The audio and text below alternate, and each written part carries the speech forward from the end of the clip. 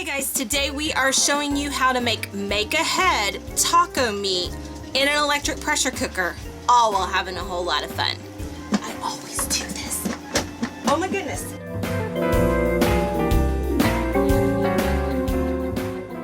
Hey guys, welcome back to my camper kitchen. I am Cris from recipes@crock.com, and today is Foodie Friday on our YouTube channel. We are going to show you a nifty trick that we have for make-ahead taco meat. So a lot of people are really fond of our crock pot make-ahead ground beef that you can use in all kinds of ground beef recipes. This is a little bit of a twist on that for people who like to have like Taco Tuesdays every week, or make a taco casserole, or like to have taco salads for lunch. This is a quick and easy way to make a whole lot of taco meat all at one time, and then bag it up and put it in your freezer for whenever, I don't know, you have a travel RV day and everything's been super hectic all day and you just want to defrost some taco meat and have tacos for dinner. I think that's where I'm at today. But I'm out of taco meat, so I need to show you how we do a quick and easy way to make a whole bunch at one time. Now, if I was just making 1 pound of taco meat, I wouldn't go to the trouble of using an electric pressure cooker, but because it is almost as easy to just do it in a skillet on the stove. However, if you're trying to make a whole bunch at one time and you're trying to do it in a skillet on the stove, it takes forever to make that happen. So I'm going to show you a way to just do a couple steps with an electric pressure cooker that then makes it super easy to then have, I'll have 4 pounds by the time that I'm done. I can put it in 4 different bags. We can have it for dinner tonight. And then I have 3 bags in the freezer that I can just defrost whenever it's time for us to have tacos the next time. Or if I want to make taco salad one night, or like I said, use it in casseroles and those kinds of things. Anything that calls for taco meat. So what I did is I have 4 pounds of raw ground beef in my Foodie. You can do this in an Instant Pot as well. It doesn't matter. We're using the electric pressure cooker feature today for Foodie Friday.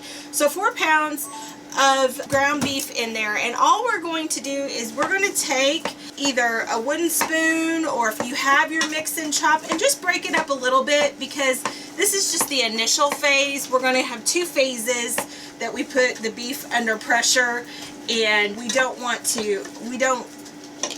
to have multiple times. So because we're going to do that, we're going to wash our mix and chop in between cooking period. So I've got my sink there. We're going to toss that in there. Okay, to this first step, we're just going to add a cup of beef broth, and that cup's purpose is to help our beef come to pressure, because we're going to do an initial cook on this ground beef that's going to help some of the fat drain away, and before we add our taco seasonings and all that kind of stuff. So all you're going to do is put a cup of broth on there. Then we're going to seal this, and we're going to put it under high pressure. Hang on. I always do this. Oh my goodness. It's biting back, guys. There we go. Maybe. Goes this way first. There we go. Alright, so we're going to pop it to seal. We're going to put this under high pressure for 5 minutes, and then we're going to quick release. And that's going to help our ground beef first start to brown up. There's still going to be a little, it's not fully cooked at that point, but that's going to help us drain off a lot of the fat before we start to add our taco seasoning like you would in the skillet. So we are going to put this on. I'm going to put it under pressure, high pressure, for 5 minutes. And while it's cooking, I'm going to tell you, if you want the most bang for your buck, so to speak, or the most ground beef from this method, you want to choose a leaner ground beef. So 90-10, or I wouldn't do anything under an 85-15, because again, you're going to lose a lot whenever all that fat comes off, and we're going to drain that fat off of there. And so much like if you were to make a meatloaf with a higher fat beef, it's going to shrink up. Well, you're going to have less taco meat if you use a higher fat beef. So leaner beef, I've got a mixture because we really didn't have a lot of options with the small grocery store next to where we were when we went to go pick up some supplies. We have mostly 90-10 in here, and I think we might have a package of 85-15 as well. And so you'll see how much fat we drain off that here in a sec. But we'll be back in just a few, and I'll show you what it's like after the first phase of pressure. In 3, 2, 1. And we are back. We have been 5 minutes under pressure, and then I did a quick release. I'm going to let the steam come off of this for just a second and show you what we got before we break it up again. So, it looks like a big old, almost like a meatloaf in there, but we're going to take care of that here in just a second. So what we're going to do is we're going to use our mix and chop, or you can use a wooden spoon, and we're going to break all this meat apart before we try to drain it a little bit. I guess you could try to drain it before breaking it apart, but that probably would end up with the great big chunk of meat falling on the floor if you're anything like me. So as you can see, it breaks right apart, and we'll break it up again after we get it drained. That's fogging up that camera over there. So you need to get some, these guys, mitts to use. This one's actually kind of dirty. Hang on a second. Not sure what it handled last, but got something all over it. Okay. So what we're going to do is we're going to take these mitts and we're going to use them to carefully take the pot out of the unit. It's going to be very, very hot, and then we're going to drain into a strainer. I have a strainer with a bowl here. Ideally, I would have a much bigger strainer and a much bigger bowl, but I am in my camper kitchen, so I don't always have the things I would have at home, but that's alright. We make do around here. I'm going to try very hard not to make a gigantic mess. I'm not sure I'm going to be successful, so we can all just prep ourselves for that. So all we're going to do is we're going to pour this into, we're wanting to get rid of all that excess, see, I almost did it, all that excess liquid off the beef as much as possible. Yep, got pretty much all of it out of there. We did a pretty good job. Pretty decent job. And so we're just going to lift this up and let the rest of it drain off.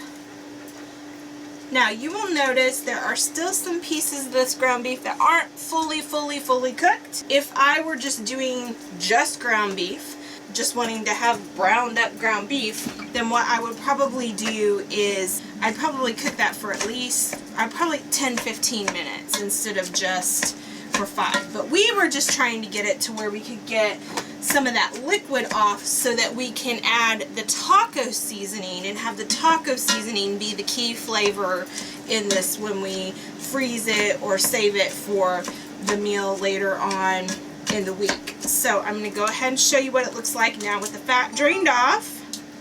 I mean, it's looking very similarly to, well, browned ground beef, what you use in all your casseroles and everything else that you do. So we've got that all crumbled up.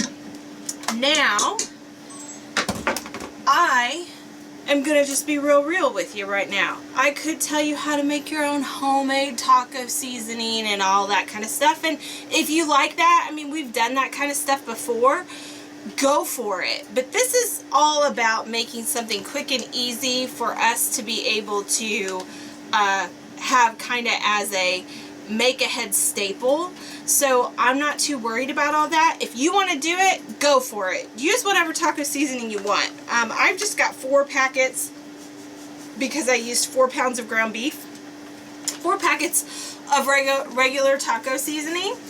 And I'm just going to dump that in there because we're just kind of bulk making this. So there we go. And then we are adding as much water as what you would to the skillet. That still had a little beef broth in it. As much water as what you would have in the skillet if you were making this in the skillet. So this is 2/3 cup water, I believe. Yes, times 4. So if my math is correct, that would be 2 2/3 cup, I believe.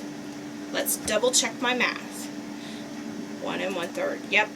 Yep, 2 2/3. So we're going to do 2 2/3 cup of water in here to make our taco beef. There's 1.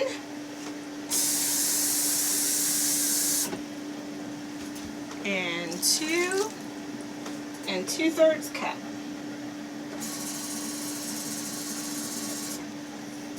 There we go. Now we're going to use our mix and chop again, and we're going to just stir in the taco seasoning to where, you know, you don't have the excess powder. Okay? So we're going to wash that again in case we need it at the end. I don't think we're going to need it.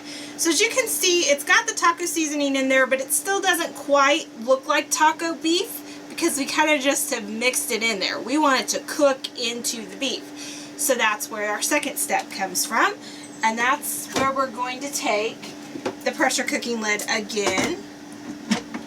And we are going to put it down on there. Now, the second time it may be a little bit more difficult to get on there. Not just because you're me and can never get this to work, but because it is hot, the pressure may still mess with the pressure of the lid a little bit. Just work with it.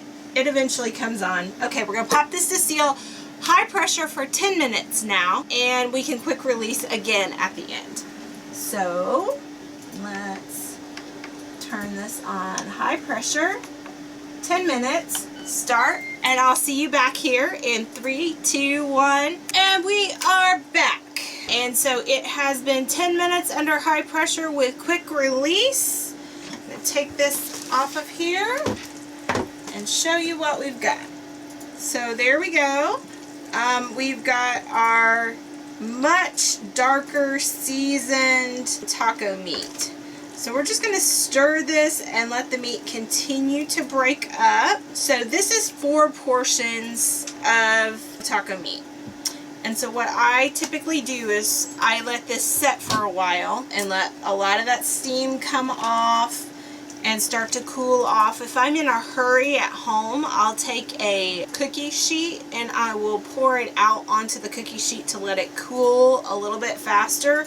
When it gets about room temperature where it comes down and it's not hot to the, like super hot, then I will scoop it into 4 portions into baggies, and I then put all 4 of those portions into a large bag and then let that be in my freezer as my taco meat.